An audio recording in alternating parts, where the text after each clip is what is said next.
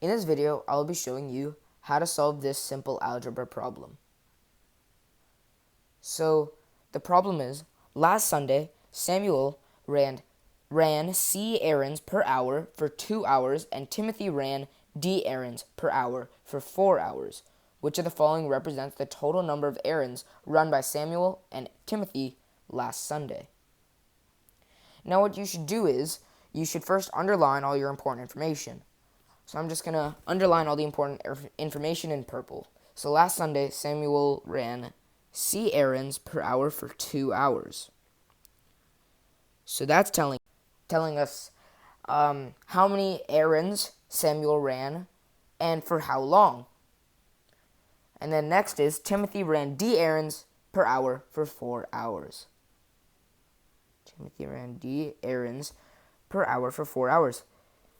So just like what Samuel's sentence told us, we're now notified that how many errands Timothy ran per hour for 4 hours. How many he ran per hour. So now you may be a little confused.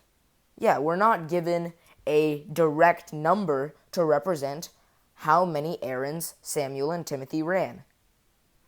But you don't really need that, because if you just take a quick glance at our answer choices, we've got all our answer choices in variables.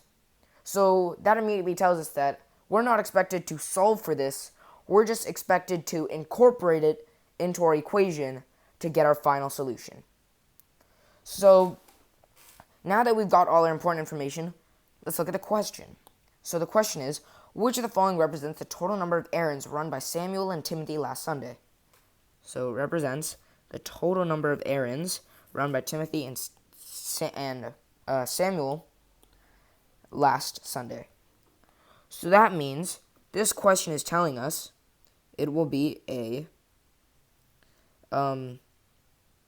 adding the two times together. Now you may be confused on how I got to that conclusion. What I did was I saw this keyword. When you're looking through a question and you underline your question, you want to make sure to look for keywords. And the trigger here was the word total. Which of the following represents the total number of errands run by Samuel and Timothy? So that's telling us each of their respective times and number of errands, and we're putting that together to equal what the total number of errands ran. And that's exactly what we're trying to solve. Now let's break this problem down. Right? We're given two people. One is Samuel. Right? And then the other is Timothy. But I'll start with Samuel. So basically, Samuel ran C errands per hour for 2 hours. So we've got 2 hours. This is equal to C errands. Now, how can we break this little sentence and paraphrasing down? How can we break it even down further? This is simply equal to 2 hours. We'll just write a 2. And C errands. 2C. Right? Because and this is telling us that for 2 hours, he ran C errands. So, remember, the important part is he ran C errands per hour. And that's the reason we can multiply by 2. Because each hour he ran C errands, and he did that for 2 hours, so 2C. Now if we do the same thing and apply it to Timothy. Now, Timothy ran D errands per hour for 4 hours. So if we write this, 4 hours, and then D errands. Now this is simply equal to, what did we do over here? We applied our 2. So in here we'll do 4. And then here we did a C at the end because it's per hour, right? So D. 4D. And now we've got each of the respective amount of errands. Now it's asking us the question. Now it's asking us to find the total number of errands run by Samuel and Timothy last Sunday. So it's asking us to, and remember, this is important. Total should be the trigger word to immediately tell you we're adding. I mean, obviously you should look at the context, but it's a good idea to be familiar with these words. So we've got we're taking Samuel and Timothy's errands and adding them together. So this is all equal to